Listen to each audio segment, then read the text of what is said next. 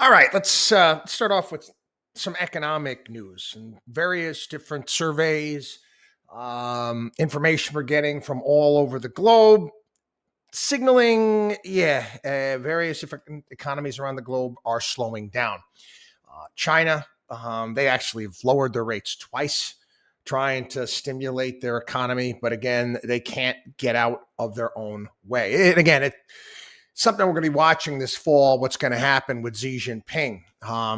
Seeing a story today, actually in regards to some of the COVID rules that they have there, where people have to still get checked multiple times over the course of the day. We've actually seen facilities where they have to do the tests, in essence, vandalism. Stuff like give me liberty or give me death. This isn't China written on some of these facilities, and some pushback there in regards to some of this stuff. So I guess we'll see what's going to happen, but their economy's still slowing down. Europe, forget about it. It's an absolute disaster. Not everywhere, but most certainly in some of the northern European economies. Germany is a mess. It really is. Certain plants are already discussing having to shut down because of their energy issues. We talked about the UK, 18% inflation on the way. What does this mean? We also, again, we had our numbers come out here, and the private sector, without a doubt, is weakening. We discussed this yesterday on the show. What does this mean for the Federal Reserve? What are they going to do? You know, the words of the week. Jackson Hole. What are they going to talk about at Jackson Hole? And what did Bullard say? And what did Neil Kashkari say? And inflation. And now you're starting to get some pushback. And again, we discussed this as well, dealing with the supply side of the equation. We'll see. We'll see. I do think, again, they're very limited on what they can do. I think what they have been doing in decreasing the monetary supply, and I'm not the only one that's been voicing this. One of my favorites, Professor Jeremy Siegel, Wharton School, has been saying the same thing. You basically cut it off. And I think that that's a much better tactic than raising rates at this point in time. Not to mention the fact that the Federal Reserve is in a box. They can't raise rates too high just simply because it would absolutely destroy the United States budget, is what it is. Story today, Wall Street Journal. Europe heads for stagflation. The bad news keeps coming for Europe's economy. And if you're in America, resist the temptation to gloat. Data released Tuesday suggests that the Eurozone is in a recession, or soon will be, and the timing couldn't be worse for the bloc of American allies and trading partners. Again, much of this self-inflicted nonsense. The whole, you know what? We're going to listen to Greta Thunberg and just do what she says. And all of these leftists out there, we're just going to listen to them and follow what they want to say. No solutions whatsoever. We want this carbon-free utopia, but we don't know how to get there. And what they did was everything. And everything that they did was wrong. And they're paying for it now. I mentioned it's, again, countries like Germany, and there's going to be others as well. They're going to have to do a literal Sophie's choice when it comes to industry. Yeah, deciding who's going to get shut down and who's not going to get shut down. It was funny. I had a story here somewhere. Oh, yeah. This is in Germany. The top Green Party official is telling Germans, rather than take showers, use washcloths. That's right, use washcloths. And he also told Germans to go out and buy some sort of heating system, that it's a wooden pellet heating system. It costs 21,000 euros to install. Yeah, this is like Jennifer Granholm, I guess, here in the United States. This is his counterpart. But the funny thing is that these devices, these wooden pellet heating systems, you know where the wooden pellets come from? Southeastern United States. Southeastern United States, meaning that they've got to cut down trees, which suck up carbon, to make the pellets. Now they're going to ship these pellets over to Germany to utilize these things. Does that make sense? You want to do the carbon math on that one? Huh? Yeah, it's funny. They talk about, EVs there's no carbon involved. Are you full of crap? Have you ever seen what it looks like when they mine lithium and some of these rare earth minerals? Where do you think the electricity comes from to power these cars? Huh? Oh, it's all windmills and solar? No. Oil's up again. And again, it's the energy sector. I don't see it turning anytime soon. You're going to have your little dips from time to time, but again, the United States of America, where we were once energy independent, we are now again over a barrel when it comes to the Middle East. When it comes to Saudi Arabia in particular, actually, Saudi Arabia just came out and said, "Hey, listen, Iran goes back online. You get some sort of Iran deal, and Iran goes back online. We're just going to cut production. We like these higher prices." So I guess that whole fist bump that Biden did with the prince over there. Oh, yeah, we see eye to eye. Yeah, right. Come on. Oh, yeah, here it is. Jennifer Granholm last weekend telling lower income people to go out and buy solar systems for their house. Yeah, because they're going to get some tax credits or whatever the hell it may be. Are you kidding me? Anyway, it was actually interesting as well. There was a piece in the Wall Street Journal talking about the Inflation Reduction Act and how they're pitching it is going to help reduce climate change. Unlike most other nations on the planet, it's interesting. The U.S. has substantially reduced its carbon emissions over the past 15 years. This is largely owing to the fracking revolution that replaced a lot of America's coal with natural gas. It's cheaper. It's cleaner. Even without the new law, the United States was on track to cut emissions substantially by 2030. Averaging their high and low emission predictions, the U.S. would drop emissions by almost 30% absent this new law. With the new law, emissions will decline instead by a little over 37%. So this is supposed this most significant legislation in human history is actually going to cut emissions by less than 8 percentage points. You factor this over a long period of time, global temperature would be cut by 0.0009 degrees Fahrenheit by the end of the century. Okay. Again, I don't know. You guys understand math here, cost benefit analysis, a myriad of things. They don't care. All right. Big story of the day. Again, at the time of the podcast today, I don't know what the Biden administration is going to do, but they're signaling. We're being signaled right now that the Biden administration is going to cut student loans for borrowers that make less than $125,000 a year by $10,000. So basically, most first-year students, you're few and far between. You're getting a bachelor's degree and making over 125 right away. That's not going to happen that often. And if it was, I would be saying, if it's 130,000, I would tell my boss, hey, why don't you just pay me a little bit more so I can get rid of $10,000 of the student loan that I took out. You're gonna see all of that basically positioning as well. Smart. $10,000 student loan relief, make less than $125,000 a year. My question, I got a lot of questions out there for something like this, which is completely indefensible. There hasn't been a single logical reason for this act to do something like this. Again, I had student loans, worked my ass off, paid them off. My wife, student loans, worked her ass off, paid them off.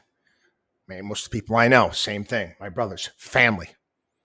Why the hell do I have to pay for you? Yeah, I would love to speak to one of these little twerps. These little 20-year-old twerps saying that I should give them $10,000. Who the hell do you think you are? Who the hell do you think you are? Not to mention the fact that are we going to be bailing out the small business loans that people who didn't go to college, who decided to start their own business? Maybe somebody didn't go to college and borrowed money to open up a restaurant, or maybe to become a plumber or an electrician, worked as an apprentice for a while. How come they don't get a $10,000 rebate, whatever it may be, loan forgiveness?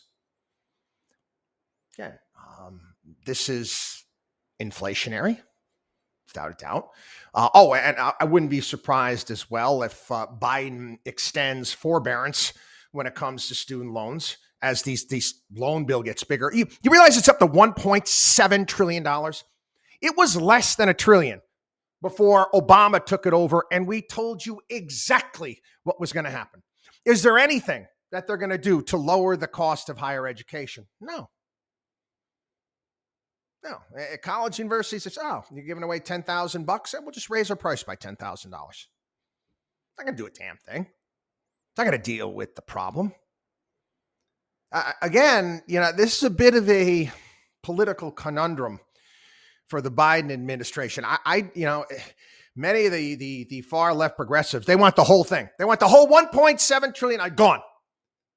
And again, doesn't solve the problem. You take it from $1.7 trillion to zero, and then you know what? It starts the ticker again. Doesn't lower the cost of anything. Doesn't do a damn thing. So again, it's disgusting. We've got even Larry Summers. What do you say? Scarce public resources should be put to the highest and best use, regardless of how they are derived. He's like, debt relief? The argument, one of the arguments that's made, and it's just so stupid. It just shows how so dumb these politicians are. They're talking about you bailed out the banks. You bailed out the banks. The money that was given to the banks during the financial crisis, and we can argue whether or not that was prudent. They were loans. They weren't bailouts. They were loans, and they were paid back. And believe it or not, believe it or not, people, the government made money. The whole bank bailout, 2008, 2009, the government made money on that. It wasn't debt relief. It was loans. This is just saying, hey, taxpayer, you got to foot the bill for these twerps. Yeah. Anyway, a little bit on real estate here. Another survey. There was a similar survey that we discussed here on the program, I think a week or so ago. 72% of home buyers over the past couple of years, according to this survey, have regrets about their home purchase. The number one reason for buyer's remorse, 30% of the respondents stated that they spent too much money. You don't say.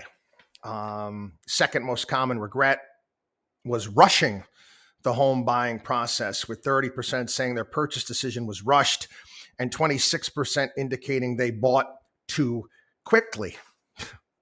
It's like the ongoing thing here. People are buying homes without even seeing the house. Without even seeing the house. They would just see pictures of the house because, oh my God, someone else is going to buy it. So what? Jesus, people, I can't reiterate this whole FOMO crap enough. How do you buy a home? You don't even look. You don't even take a look. You just got the condition of the myriad of different things in there, appliances, heating units, water, all that stuff. You're not going to go in and take a closer look. Oh, it's because of COVID. Got to have a house right now. No, you don't. Yeah, and I'm sorry. I got a lot of real estate agents as clients, friends, listeners to this program. And again, the ones I know are decent in what they do. But they push this crap. Just like in 2005, 2006 into 2007 down in Florida. God's not making any more real estate. Oh yeah, go out and get yourself all these loans, buy pre-construction condos, flip them. Mm-hmm. Mm-hmm. No, take your time. Take your time. There are plenty of homes. And if you have to wait, you have to wait. This is a major purchase. This is a bill that you've got to pay every single month. This is not like buying, some sort of, I don't know, some sort of purchase. Oh, geez, you get convinced to buy an expensive pair of shoes that you don't need or a pocketbook. I don't know. Again, one-time thing. This is going to be sitting with you for a long period of time, and it's going to affect your life, your mental state, your peace of mind. U.S. home values fell for the first time since 2012. Sellers and buyers facing a very different housing market from 2020. So what? So what? And I'm going to say it again. Good. Let the prices come down. Let the prices come down. Let the homes become more affordable. This is what we want to see. I know. Well, I'm going to sell my house. Oh, really? Do you really have to top ticket? Yeah, it's like people. It's if I had just held out a little bit longer, I would have sold my house for this much more. Did you make money? Did you do well? Okay, be happy with that. These are the same yin yangs that are upset, and I can't deal with these people. I didn't get in at the exact bottom or out at the exact top. Did you make money? Do you go poor by taking a profit on a regular basis just out of curiosity? Now, again, real estate is a little bit different, a lot bit different. But so what? The prices come down. It is what it is. Again, throughout history, home prices should stay about at the rate of what? You take a look, maybe the 10-year, maybe grow at that rate. That's about it. They start exceeding that, then you know what? It's getting a little overheated. All right, politics. Another big primary day yesterday. It was interesting, and actually this is out of the state of Florida. I saw it was going to be national news. Some school board races down in the state of Florida going very conservative in Miami and my old stomping grounds of the Sarasota, Bradenton area as well, not making national news. Again, there's been some push on Politico and some of the left of center political sites out there that, DeSantis could lose. Charlie Crist, the guy who perpetually switches parties on a regular basis, he won the Democratic nomination. I guess he says that DeSantis is evil. Okay. Again, if he's already running on DeSantis is evil, then he's lost. He has, because he's got nothing. That's the best you could do. But anyway, this probably one of the more interesting cases when Democrats redistricted the state of New York. They actually combined the Upper East Side of Manhattan and the Upper West Side of Manhattan, pitting Gerald Nadler and Carolyn Maloney. And again, you want to talk about the vitriol and the mudslinging and the dirt and the name calls. It's just embarrassing. It really is. Nadler won. Maloney lost. Maloney is now saying she lost because people are misogynistic. I mean, just shut up. Shut the hell. Can't you just lose gracefully at some point in time? All of you people out there, just if you're going to lose gracefully. And I know. Could say the same thing about people on the right. Anyway, I gave... we're going to discuss this. Got an email from one of our listeners, and it was regards to my idea here. And it's a long-standing idea. I've talked about this plenty of times over the course of the years here on the program. And basically limiting the amount of money and influence in politics by saying, hey, if you can only give money, I'll do this, you can only give money to candidates that you can vote for, meaning that you have to if you live in the district, then you can give to that local candidate. Money cannot come from outside the district in the same way that money cannot come from overseas to influence elections. One of the points that was made to me said that, people will circumnavigate this by giving to organizations within a certain district, and they'll find ways to funnel money to candidates. Listen, there's always going to be ways that people are going to be able to try to circumnavigate the law. Yeah, you remember the whole Al Gore with the Buddhist temple thing and the money that was funneled through there? Again, you make it a felony. You make it a felony. And I think it's a little bit harder nowadays to try to funnel money in that way, especially if you're going to have to file where your money is filed based upon where the money is coming from. If you're a political organization and let's say Macon, Georgia, and you have to show based upon where the money came from. How did it get to you? And you have to make these filings on a regular basis. And if you lie about this stuff, you make that a felony. I think it would also open up the opportunity to see, just how fraudulent people could be. In today's day and age, I mean, they track Venmo. Venmo is tracked now. So there's ways you can kind of narrow this down. I know they're going to talk about cryptocurrencies and other ways. I get all that.